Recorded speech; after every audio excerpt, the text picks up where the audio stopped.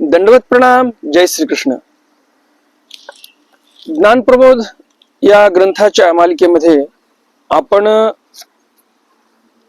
आजच्या या ज्ञान सत्रामध्ये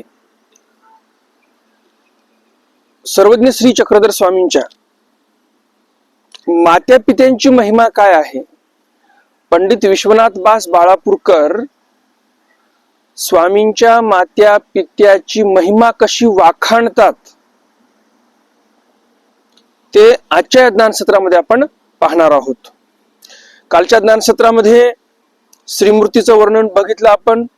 श्रीमूर्तीचं वर्णन काल संपलं आणि आज मात्या पित्याची महिमा काय असते, जे कोणी ईश्वर अवतार असतील, ईश्वर अवताराच्या मात्या पित्याची महिमा काय ते कवी आपल्याला सांगतात.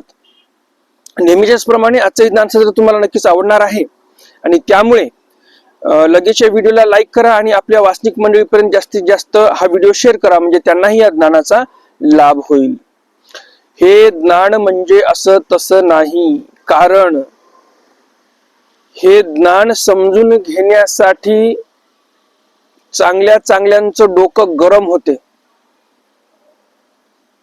इतका डोक्याला ताण द्यावा लागतो आणि तो ताण तुम्ही द्या. यामध्ये तुमच्यासाठी पुण्यकारक गोष्ट आहे, गोमट भेटणार आहे तुम्हाला यामध्ये.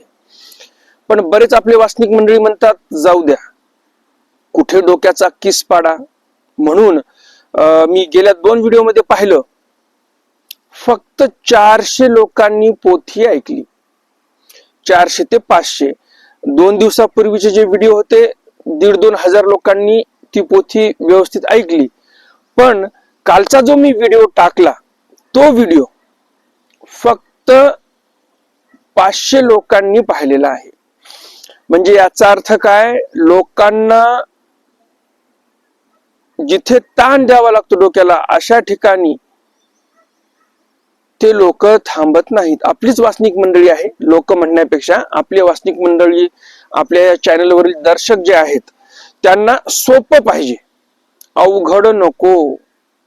जर तुम्हाला एवढा ग्रंथ मी सोप्या पद्धतीने सांगत आहे आणि तरी पण तुम्ही लक्ष देत नसाल तर तुम्ही विचार करा, भगवंतांनी सांगितलेल्या सूत्रांचं आचरण आपल्याकडून काय होईल?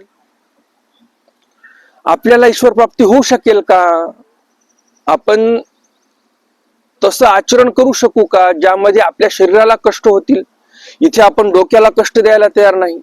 ही शोकाची गोष्ट आहे. तुम्ही इकडे वाचनिक मंडळी, कोणी जर तुमच्याकडे पैसे मागायला आले, कार्यक्रम आहे द्या एवढे पैसे, लगेच पैसे देणार.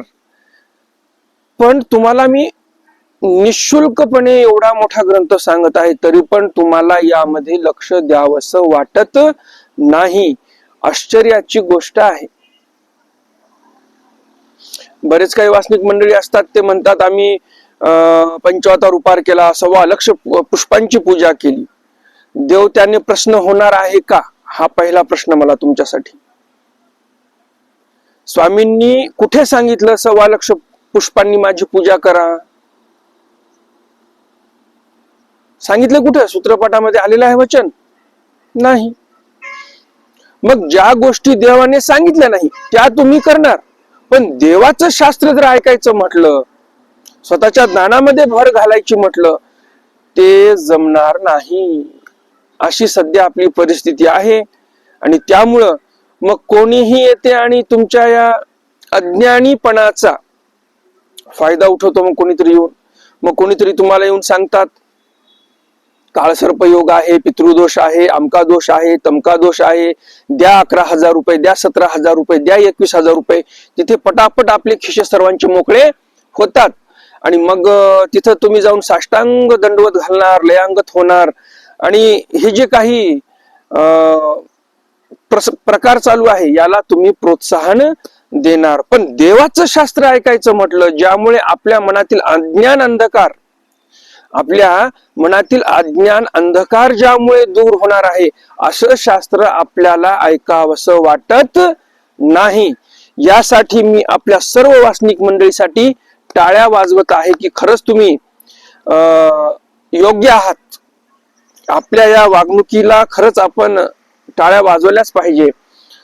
इतकं सुंदर तुमचं वागणं आहे. असो, एकदा पुनश्च टाळ्या तुमच्यासाठी की तुम्हाला खरं ते चालत नाही आणि जिकडे जास्त देखावा आहे आणि जे नको ते सांगितलेलं आहे देवाने ते तुम्हाला करण्यास आवडते. यासाठी मी आपल्या सर्वांचं अभिनंदन करू इच्छितो. आपल्या सर्वांना खूप खूप शुभेच्छा. देवाचं तत्व सोडून तुम्ही सैरभैर जसं वावरायचं तसं वावरा.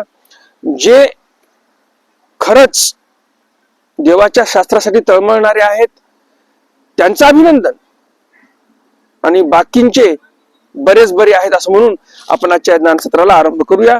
आणि भगवंताच्या मात्या पित्याचं जे काही वर्णन आहे, त्यांच्या दैवाचं, त्यांच्या भाग्याचं वर्णन, त्यांची महिमा पंडित विश्वनाथ दास बाळापूरकर करणार आहेत. तर ते आपण आता पाहूया. दंडवत हो.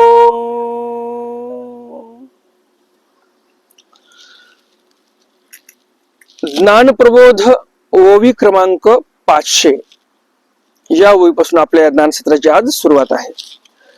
ते सुंदर श्रीमूर्ती ऐसी जन्मली जियेची कुसी, तिये मायेची दैवासी सरी नाही.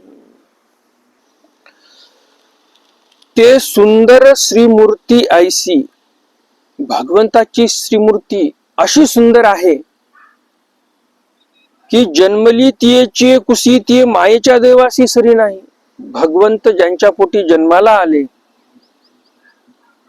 जे कोणी ईश्वर अवतार ज्या दाम्पत्याच्या पोटी जन्माला आले, त्या दाम्पत्याच्या दैवासी, त्यांचं जे भाग्य आहे, त्यांचं जे दैव आहे, त्यांची सरी म्हणजे बरोबरी या पृथ्वी तलावर कोणीही करू शकत नाही. स्वामींनी तर सांगितलेलं आहे, आमचा जो बोधवंत आहे त्याची बरोबरी चैतन्य विद्यावंत करू शकत नाही, एवढी महती आहे. मग तुम्ही सांगा, ज्यांच्या उदरी भगवंत जन्माला आले त्या मायबापाची सरी बरोबरी कोणीतरी करू शकेल का? नाही. ते नेणो कैसी सदैव माये, जे न पविजे कहणे पुण्यो पाये, ते परदैव उदराये, या परते भाग्य नाही. ते नेणो कैसी दैव माय, सदैव माय, ती जी माय आहे. हल्ली आपण आपली संस्कृती, आपल्या परंपरा सोडून चाललो. आपण आपले जे काही हिंदू धर्मातील दाम्पत्य आहेत, वेगवेगळे संप्रदाय आहेत, प्रत्येक संप्रदायाची गोष्ट करत आहे मी, मानवा पंथच नाही, एकंदरीत सर्व सनातन संस्कृतीतील जे काही जनमानस आहे हा दूर चाललेला आहे आपल्या परंपरेपासून. आपल्या महाराष्ट्रामध्ये जर बघायला गेलं, किती गोड शब्द आहे आईसाठी, माय. माय म्हणजे आई.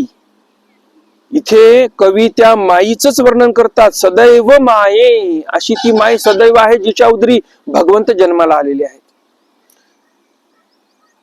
त्या माय शब्दामध्ये किती माया दिसते आपल्याला, आहे की नाही? आई शब्द किती गोड आहे. आज आपण हे शब्द सोडून चाललोत आणि नको नको ते शब्द आपण आता आईसाठी, माईसाठी वापरत आहोत. मग मम्मी असेल, मॉम असेल, अजून काय काय शब्द असतील. काय अर्थबोध होतो यामधून? माय म्हणजे माया करणारी ती माय. मया जो शब्द आहे भगवंताच्या ठिकाणी असलेला गुण आहे. दया, मया, कृपा, करुणा, हे सर्व गुण भगवंतांच्या ठिकाणी असलेले गुण आहेत. मया शब्द जो आहे यापासून माय शब्द आलेला आहे. मया करणारी ती माय, आणि अशी ती आपली माय जी आई आहे, तिला आपण काय नाव ठेवलं आता? मॉम, मम्मी, टम्मी, काय असेल ते. म्हणजे एवढी उदात्त संस्कृती, भगवंताच्या ठिकाणी जे गुण आहेत त्या गुणापासून या मातेसाठी शब्द तयार करण्यात आला, माय शब्द. आणि आज तो शब्द आपण विसरून गेलो, आई शब्दही विसरून गेलो, भलती सलतीकडे आपण पळत आहोत.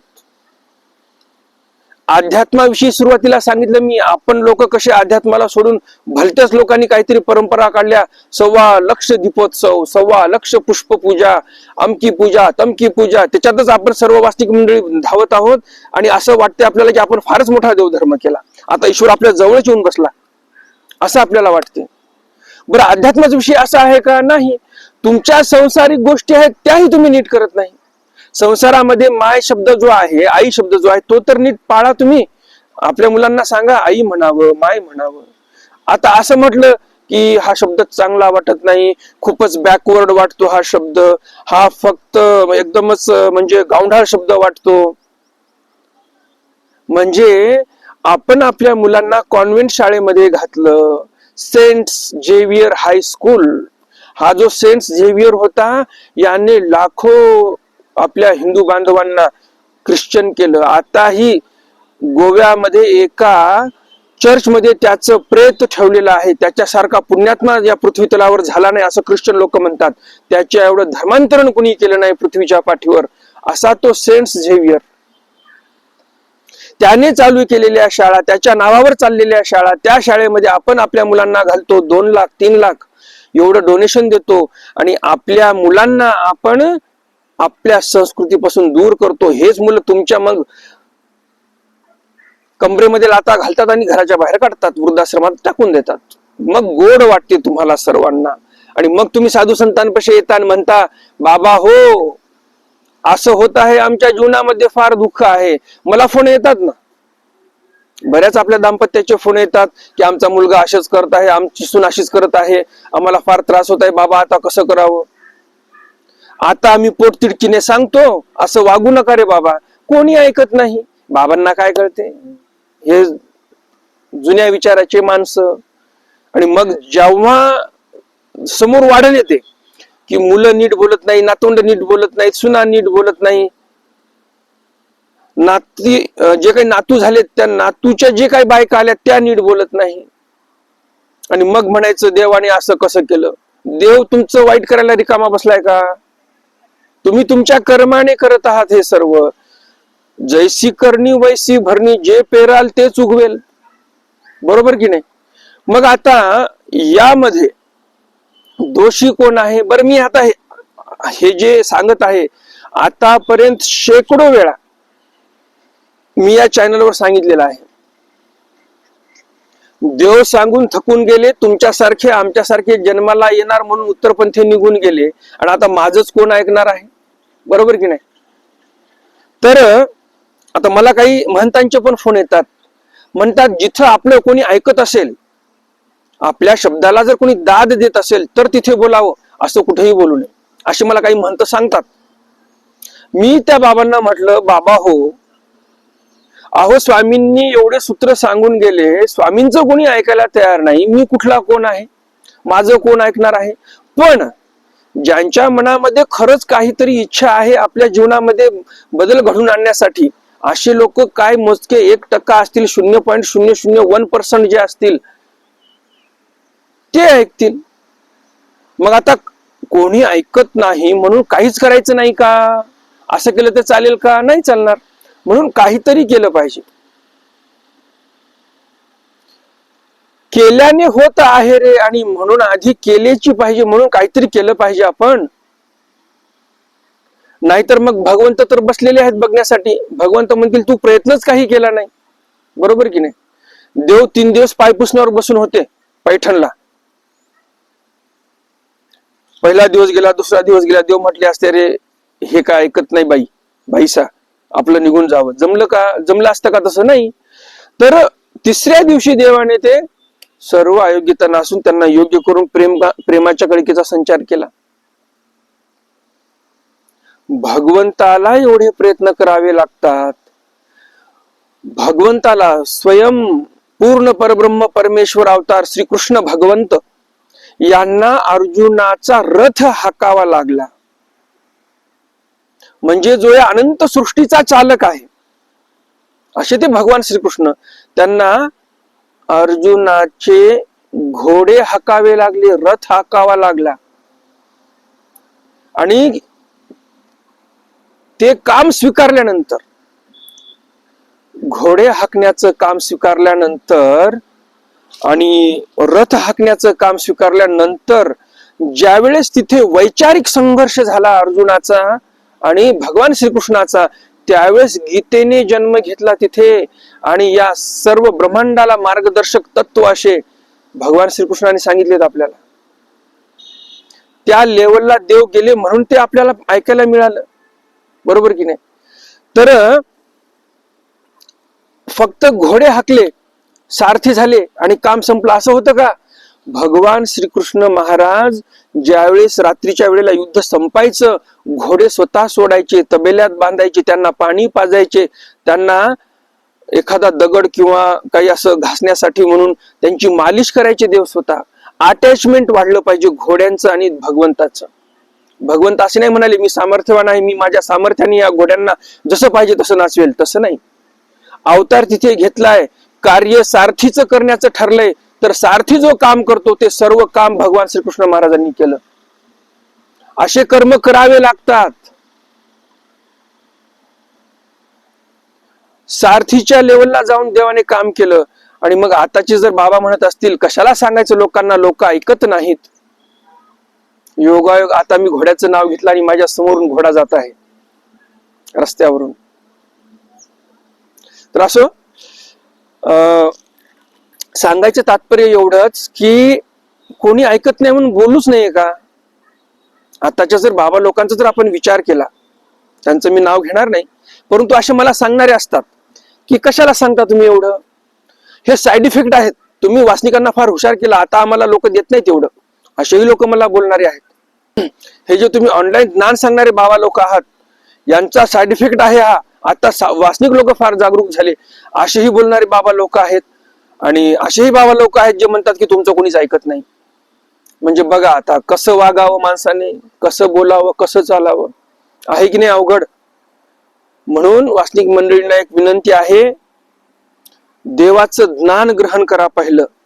उद्या मी जरी चुकलो कशामध्ये, तरी तुम्हाला दिसलं पाहिजे की हे बाबा इथं चुकले, आणि नुसतंच दुसऱ्याकडे बोट दाखवायचं नाही, आपण पहिलं चांगलं वागायचं, हे लक्षात ठेवा. मी असं म्हणणार नाही की मी पोथी चांगली सांगतो म्हणजे मी फारच चांगला आहे, चांगलं वागतो, फारच धर्माचरण करतो, माझ्यासारखा मोठा माणूस कोणी नाही, असं मी बिलकुल म्हणणार नाही. प्रत्येक व्यक्तीने धर्माचरण कसं हा पुढील व्यक्ती करतो हा पाहिलं पाहिजे आपण. पुढचा व्यक्ती धर्माचरण कसं करत आहे, बोलतो एक आणि चालतो एक, हे चालणार नाही. बोलणारा व्यक्ती जर तसा काही वागत असेल तर त्या व्यक्तीला महत्व. नाहीतर बसले मोठ्या स्टेजवर, केली 7 दिवसाची भागवत कथा आणि सांगितलं काय त्या कथेमध्ये मेकअप कसं करावं स्त्रियांनी, ओव्हरलिप करून या, अमकं लिप करून या, तमकं लिप करून या, हे असं लोक बाबा सांगतात कथेमध्ये. आता तुम्ही तिथे भगवंताचं गीतेचं ज्ञान सांगायला बसलात, मार्गदर्शक तत्व सांगायला बसलात, की लग्न लावायला बसलात, मेकअप सांगायला बसलात, तिथं स्त्रियांनी मेकअप कसं करावं. म्हणजे पंथामध्ये फार फार फार वाईट परिस्थिती आहे. देवाचे तत्व राहिले पूर्वेला आणि आपण चाललोय पश्चिमेला, अशी भयावह परिस्थिती आहे. वासनिक मंडळींचं हे कर्तव्य आहे की भगवंतांनी सांगितलं की नष्टनाथ पंथ हा होईल, तर तो नष्टनाथ पंथ झाला नाही पाहिजे आपला. आता हे दायित्व जे आहे मोजक्या काही 0.1% लोकांवर, जे संत महंत आहेत त्यांच्यावर आहे, मोजके बरं का. मांडवा पंथातील जे मोठे मोठे असतील ते सोडून द्या, नाम बडे और लक्षण खोटे, ते सोडून द्या वेगळे लोक. परंतु जे खरेच संत महंत आहेत, 0.001% असणारे ते साधू संत आणि खरे वासनिक असणारे जे काही 0.1% आहेत, यांच्यावर आता दायित्व आहे हा महानुभाव पंथाचं रक्षण करण्यासाठी. म्हणून सर्वांना करबद्ध प्रार्थना, तत्व सोडून जे वागणारे आहेत त्यांच्या नादी लागू नका आणि आपल्या पंथाचा सत्यानाश करून घेऊ नका. असो, आपल्या मूळ विषयाकडे येऊया. तर ज्यांच्या उदरी भगवंत जन्माला आलेले आहेत त्यांचं भाग्य जे आहे ते वर्णन करता येणार नाही. ते नेनो कैसे सदैव माये, ती माय कशी सदैव आहे, जे न पविजे कहणे पुण्य पाये. पुण्योपाये म्हणजे पुण्याच्या उपाय केल्याने ते दैव कधीच प्राप्त होणार नाही. ते परदैव उदराये, जे परदैव म्हणजे भगवंत स्वतः उदराला येतील, जन्म घेतील घरी, यापर ते भाग्य नाही, यापर ते कोणतंही भाग्य उरलेलं नाही. कव्हणी की जन्मीचे अर्जक होते दैव सवेचे, ते इष्ट फळ लाधले पुत्रत्वाचे वसवल्ली. वंशवल्ली असाही पाठभेद आहे आणि परब्रह्मवल्ली असाही पाठभेद आहे. कव्हणी एकी जन्मीचे, कोण्यातरी एका जन्मीचे अर्जक होते दैवसवेचे, दैव तसं जोडलेलं होतं, अर्जकत्व तसं होतं आणि म्हणून भगवंत यांच्या पोटी जन्माला आले. इष्टफळ लादले, इष्ट म्हणजे चांगल्या प्रकारचं फळ प्राप्त झालं. पुत्रत्वाचे, पुत्रत्वाचं फळ तिथे प्राप्त झालेलं आहे. वंशवल्ली म्हणजे स्वतःच्या वंशवेलीमध्ये ईश्वर अवतार जन्माला आले, असं ते इष्ट फळ लाभलेलं आहे त्या मात्या पित्यांना. धन्य धन्य ते माता, जे जन्मभूमी झाली अच्युता, ते या पितयाची पात्रता नेणवे ब्रह्मादिका. धन्य धन्य ते माता, ती माता कशी आहे? धन्य धन्य आहे ती माता, जे जन्मभूमी झाली अच्युता, जी जन्मभूमी अच्युतांची झालेली आहे. अच्युत असे जे परमेश्वर आहेत त्यांची जणू काही ती जन्मभूमी झालेली आहे. त्या पितयाची पात्रता नेणवे ब्रह्मादिका. त्या पित्याची जी पात्रता आहे म्हणजे त्यांचं जे काही योग्यता आहे, त्यांचं जे पातृत्व आहे ते नेणवे म्हणजे त्या देवता लोकांनाही, नेणवे ब्रह्मादिका म्हणजे ब्रह्मादिकांनाही त्या पित्याची योग्यता पात्रता ही माहिती नाही. ते मंगळ रूप गोत्र, कुळची अवघे पवित्र, जे योगिया दुर्लभ परत्र, की घर पुसत आले.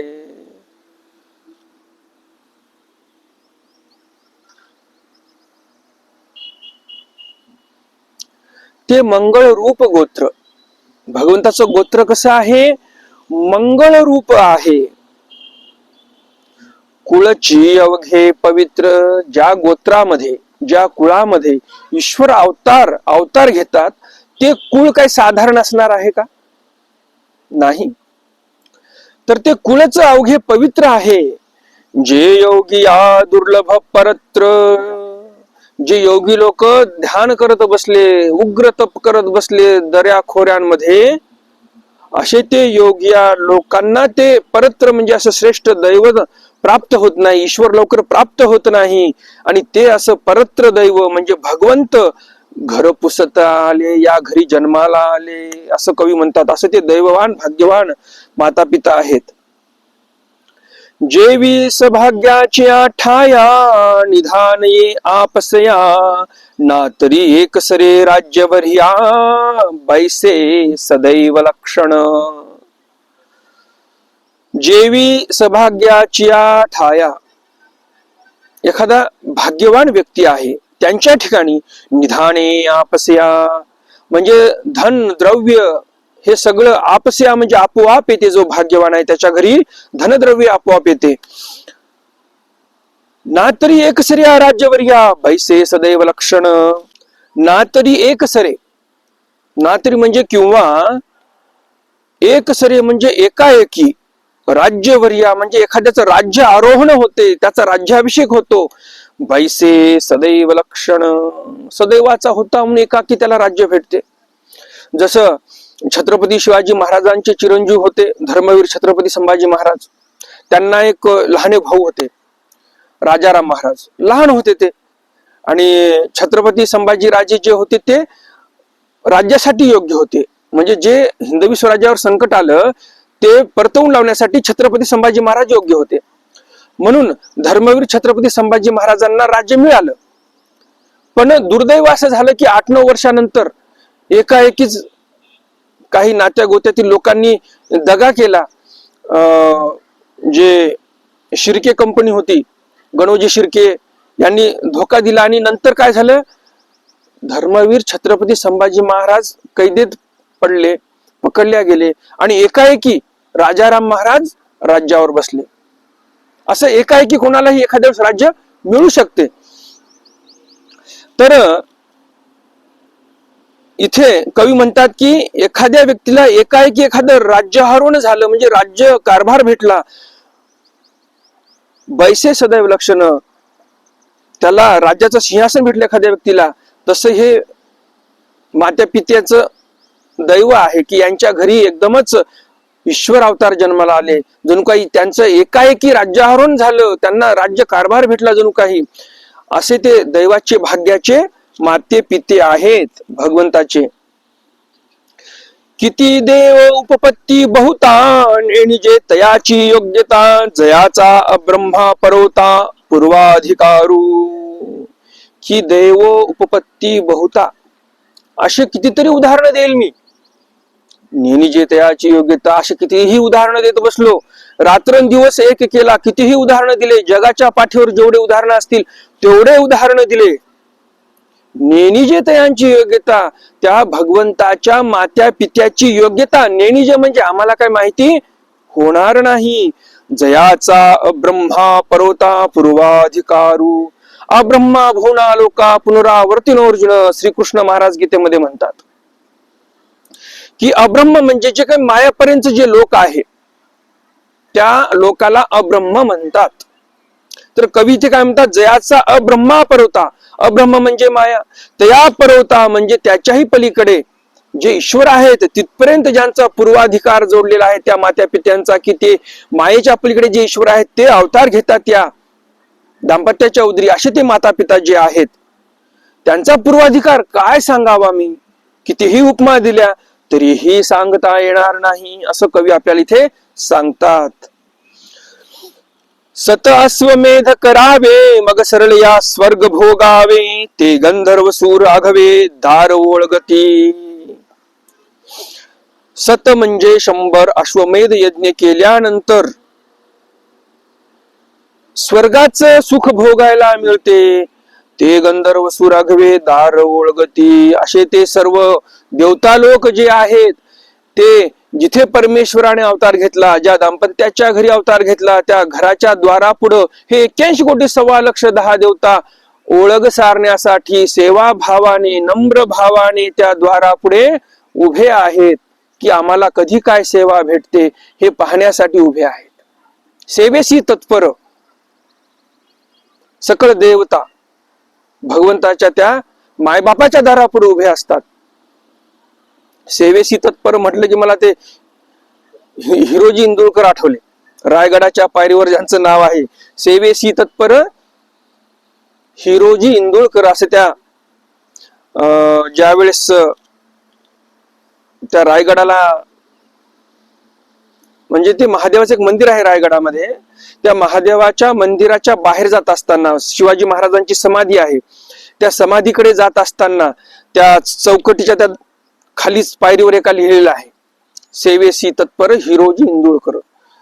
तर ते सेवेशी तत्पर जसे इंदुरकर होते हिरोजी इंदुरकर, त्याप्रमाणे ह्या देवता ज्या आहेत 81 कोटी 1,15,10 देवता ह्या सेवेशी तत्पर असतात. ज्या घरी भगवंताने अवतार घेतला त्या घराच्या द्वारापुढं दरवाजापुढं 81 कोटी 1,15,10 देवता ह्या ओळखणी रूपाने तिथे तत्पर असतात सेवेसाठी. तिये गावी देसी अपवाडू तिही तापासी, सुख न संटे दाही दिसी मृत्यू लोकी. अजून काय महिमा आहे त्या मात्या पित्याची, त्या घराची, बरं घराचीच नाही त्या गावाची महिमा सांगतात कवी. तिये गावी, गावाचीही नाही देशी, देशाचंही नाव घेतात कवी इथे. त्या गावामध्ये त्या देशामध्ये अपवाडू तिही तापासी. अपवाड म्हणजे तिथे प्रवेश करू शकत नाही. काय तिन्ही ताप, तिन्ही ताप तिथे जाऊ शकत नाहीत. आधिदैविक, आधिभौतिक, आध्यात्मिक असे जे त्रिताप आहेत, या त्रितापापासून तो देश मुक्त राहतो. सुख न संटे दाही दिसी, या दाही दिशामध्ये सुख न संटे. न संटे म्हणजे साचून राहत नाही. फार गुह्य अर्थ आहे बरं का, लक्षात असू द्या, ध्यान देऊन ऐका पोथी. सुख न संटे दाही दिसी म्हणजे काय सांगायचं कवीला? दाही दिशा ज्या आहेत त्या गावाच्या, त्या देशाच्या, त्या दाही दिशामध्ये सुख साठून राहत नाही. न संटे म्हणजे साठून राहत नाही. मग काय होते? तर दाही दिशेला सुख ओसंडून वाहते. अशी महिमा आहे त्या ईश्वर अवताराची. जिथे अवतार घेतला त्या घराची महिमा वाखाणता येणार नाही, त्या गावाची नाही, त्या देशाची नाही. सुखच सुख जिकडे तिकडे आहे, तापत्रयापासून मुक्ती, अशी ती महिमा आहे. मृत्यूलोकी, मृत्यूलोकामध्ये असं सुख वाहील दाही दिशामध्ये, जिथे ईश्वर अवतार घेतील. पृथ्वी सदा आनंद भर, स्वर्गी गुढिया तोरणे मंगळाचार. उच्छयाची तुरे निरंतर, वाजती ब्रह्मलोकी. पृथ्वी कशी आहे? भगवंताने एकदा अवतार घेतला पृथ्वीवर, तर ती पृथ्वी कशी होते? आनंद भर, आनंदाने भरल्या जाते. स्वर्गी गुढ्या तोरणे मंगळाचार, स्वर्गामध्ये गुढ्या उभारतात देवता लोक. आता गुढीपाडवा येणार आहे. प्रत्येक दर्शकाने, या चॅनलवर जे दर्शक आहेत, या प्रत्येक चॅनलवरील दर्शकाने गुढी उभारली पाहिजे, लक्षात असू द्या. कारण काय? तर आपल्या परंपरेंना सुरुंग लावण्यासाठी काही संघटना कार्य करतात आणि म्हणतात गुढी लावू नका. छत्रपती संभाजी महाराजांची निर्मम निर्घृण हत्या केली औरंग्याने आणि त्यानंतरच गुढीपाडवा सण साजरा करणं चालू केला. असे काही तथाकथित पुरोगामी विचारसरणीचे लोक जे आहेत, टिंब ब्रिगेड नावाची एक ब्रिगेड आहे, वेगळ्या वेगळ्या प्रकारच्या संघटना आहेत, ते लोक सांगतात की गुढ्या लावू नका. आता तुम्ही सांगा, गुढ्या लावणं जर छत्रपती संभाजी महाराजांच्या मृत्यूनंतर चालू झालं असेल, तर पंडित विश्वनाथ बास बाळापूरकर तर हे फार अगोदरचे आहेत. त्यांच्या काळामध्ये पण गुढ्या होत्या. लीळाचरित्रामध्ये पण उल्लेख आलेला आहे गुढ्यांचा, की स्वामी डोडऱ्याला गेले आणि गावामध्ये गुढ्या लावल्या, स्वामी अचलपूरला गेले आणि गावामध्ये गुढ्या लावल्या. 800 वर्षापूर्वीचे उल्लेख आहेत गुढ्यांचे. तर हे जे अलीकडचे पुरोगामी, तथाकथित पुरोगामी लोक, या लोकांचं ऐकू नका आणि प्रत्येकाने घरी अभिमानाने गुढीपाडवा साजरा करा आणि गुढी लावा. इथे कवी सांगतात आपल्याला, स्वर्गामध्ये देवता लोक गुढ्या तोरण लावतात. ईश्वराचा अवतार झाल्यानंतर, ईश्वराने अवतार घेतल्यानंतर उच्छयाची तुरे निरंतर, उत्सव तिथे साजरा होतो. वाजती ब्रह्मलोकी, ब्रह्मलोकामध्ये पण उत्सव साजरा होतो. गुढ्या तोरण लावतात लोक. लोक नाही, देवता लोक बरं का. लोक म्हटल्यानंतर तुम्हाला वाटेल मृत्यू लोकातले लोक नाही, तर हे ब्रह्मलोकातील जे देवता लोक आहेत ते लोक, तर हे सर्व गुढ्या तोरण लावतात. स्वर्गातील इंद्र देवता जी आहे तीही गुढ्या लावते, असं पंडित विश्वनाथ बास बाळापूरकर आपल्याला इथे सांगतात. आणि आता जे तथाकथित, आताच्या काळातील जे तथाकथित ब्रिगेडी पुरोगामी लोक आहेत, तथाकथित पुरोगामी, यांचं कुणीही ऐकू नये. हे लोक, यांच्या डोक्यात किडे पडलेले असतात, यांना काय अक्कलीचा भाग नसतो. शेवटी नावच त्यांचं बी ग्रेडी, त्यांचा ग्रेडच बी आहे. ए ग्रेडचे लोक नाहीत, A1 ग्रेडचे ते लोक नाहीत. त्यामुळे या बी ग्रेडच्या लोकांच्या नादी लागू नये. जो आपला धर्म सांगत आहे, जे आपली संस्कृती सांगते, जे परंपरा सांगतात, त्याप्रमाणे आपण वागलो पाहिजे. छत्रपती संभाजी महाराज, धर्मवीर छत्रपती संभाजी महाराजांची निर्घृण हत्या केली त्या औरंग्याने. त्या हत्येचा आणि गुढीपाडव्याचा जो एक संबंध लावतात हे बी ग्रेडी लोक, यांच्या नादी लागू नका. अर्थार्थी संबंध नाही. छत्रपती संभाजी महाराजांच्या नंतरही ज्यावेळेस सातारा राजधानी होती, अजिंक्य किल्ला, तिथे मोठे मोठे मराठा सरदार गुढीपाडव्याला एकत्रित यायचे. वर्षभराचं जे काही काम आहे, मोहिमा आहे, तिथं आखणी व्हायची अजिंक्य किल्ल्यावर साताऱ्याला. सर्व मोठे मोठे सरदार गुढीपाडव्याला यायचे, उत्सव साजरा करायचे, गुढ्या लावायचे. मग आता ते सरदार त्यांना समजलं नाही, त्या सरदारांना डोकं नव्हतं म्हणायचं, आणि आताच्या बी ग्रेडी लोकांना डोकं आलं का असं म्हणायचंय का? तर हे चुकीचं आहे. ते सरदार, त्या काळातील अजिंक्य किल्ल्यावरचे राजे हे सुज्ञ होते, त्यांनी गुढीपाडवा साजरा केला, आपणही गुढीपाडवा साजरा केला पाहिजे. उदयनराजे भोसले असतील, तेही आताच्या काळातील जे छत्रपती आहेत तेही गुढीपाडवा साजरा करतात. आपण सर्वांनी गुढीपाडवा साजरा करावा अशी एक अपेक्षा आहे आपल्याकडून. तर आजचं हे दानसत्र जे आहे आपलं इथे संपलेलं आहे, वेळ झालेली आहे आपली. तर भेटूया उद्याच्या ज्ञानसत्रामध्ये. ईश्वर अवतार आणि बाईसांचं वर्णन, श्री नागदेवाचार्यांचं वर्णन, मोक्ष साधनाची महिमा, हे सर्व आपण उद्याच्या ज्ञानसत्रामध्ये जाणून घेणार आहोत. तर मग भेटूया उद्याच्या ज्ञानसत्रामध्ये. आजच्या ज्ञानसत्रातला एक प्रश्न सांगतो तुम्हाला.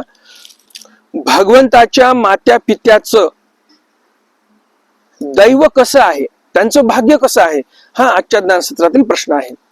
तर मग भेटूया उद्याच्या ज्ञानसत्रामध्ये. ईश्वर अवताराची महिमा जाणून घेण्यासाठी, नागदेवाचार्यांची महिमा जाणून घेण्यासाठी आणि मोक्षाचं साधन कसं आहे त्याची महिमा जाणून घेण्यासाठी. दंडवत हो.